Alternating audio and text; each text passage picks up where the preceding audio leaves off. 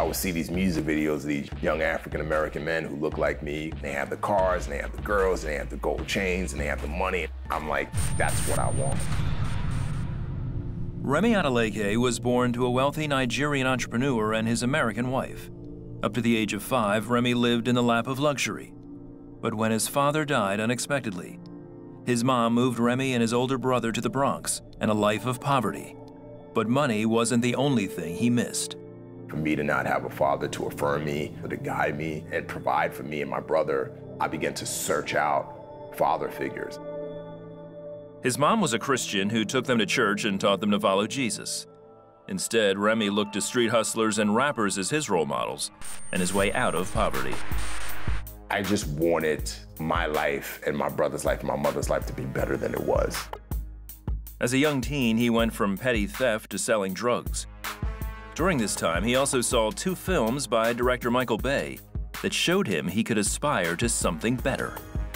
The first one was Bad Boys, and the second one was The Rock, because that was the first time I saw 2 African-American men in Bad Boys who looked like me, but they were still cool, and they were heroes. After I watched The Rock, you know, I filed away deep down within me this idea that I would be a Navy SEAL one day.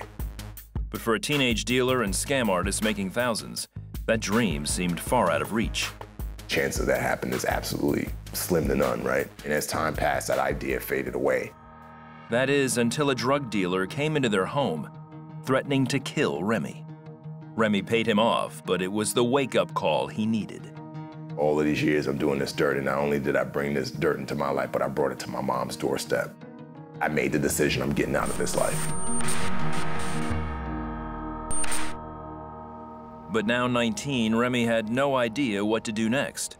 Until one morning in bed, he heard a voice he didn't recognize. And his voice said to me, "You need to join the military." And I was like, what? Heck no, I'm not joining the military, absolutely not. And I popped up and I looked around and I said to myself, Remi, what else do you have? Remi joined the Navy and signed up to be a Navy SEAL. He passed the grueling training and earned his trident. Especially coming from the background I came from and now achieving what I achieved and graduating from SEAL training, probably the most elite military program on the face of this planet. I was just very, very prideful, especially because I had achieved greatness. But Remi still had an emptiness that needed to be filled. I was in the clubs every weekend, sleeping around, partying. You know, I was vulgar, combative. I was out of control. And I had a girlfriend at the time. You know, I cheated on her. I mean, I was just a bad dude towards her. And she wouldn't leave me. She stayed with me. And she would take me to church. During their relationship, Remi's team was sent to the Alaska wilderness for cold weather survival training. Alone on a hike, he again heard a voice, but this time, he knew who it was. I remember just walking through the wilderness and just mesmerized by the nature, the beauty, the silence. But in the midst of that silence, God began to reveal himself to me. God showed me what I had become. And I just remember feeling disgusted with what I saw. And I decided, you know what, I'm gonna fix myself. I'm gonna change myself. Once back on base, he called his girlfriend. I just want you to know that when I get back, I wanna marry you. I'm gonna be a better man. I'm working on myself to change myself, but I'm gonna be better. And she said, I'm leaving you. It's over. I fell into a deep depression. And I remember my brother told me, when you hit rock bottom, because it's gonna happen, cry out to Jesus. When you've tried everything and nothing's worked, cry out to Jesus. And I finally said, Jesus, I need your help. But he was still reeling from the breakup and called his ex when he got home. Because in my naive, crazy mind, I felt like the answer to fixing my problems was her taking me back. So I said, please take me back. She said, no, I won't take you back. And I said, okay, if you won't take me back, can you at least take me to church? And then she paused, and then she said, okay, I won't take you back, but I'll take you to church. I just got up and I said, I need something greater than me. And if this Jesus is greater than me, and if he's real, then that's gonna be my solution. And so I went to the altar and I surrendered my life to Jesus.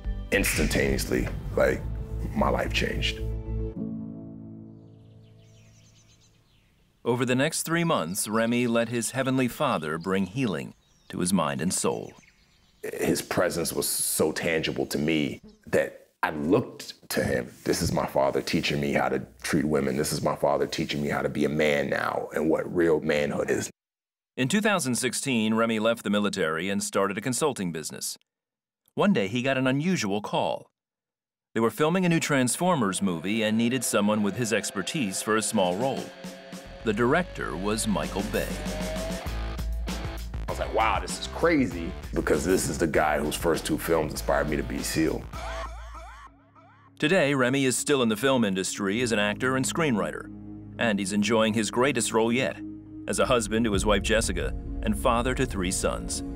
In his book, Transformed, he shares how God has guided his life, even when he didn't realize it. I can go to my Heavenly Father to get direction, whether it's through prayer, through fellowship, or through the scriptures, you know. I have a Father.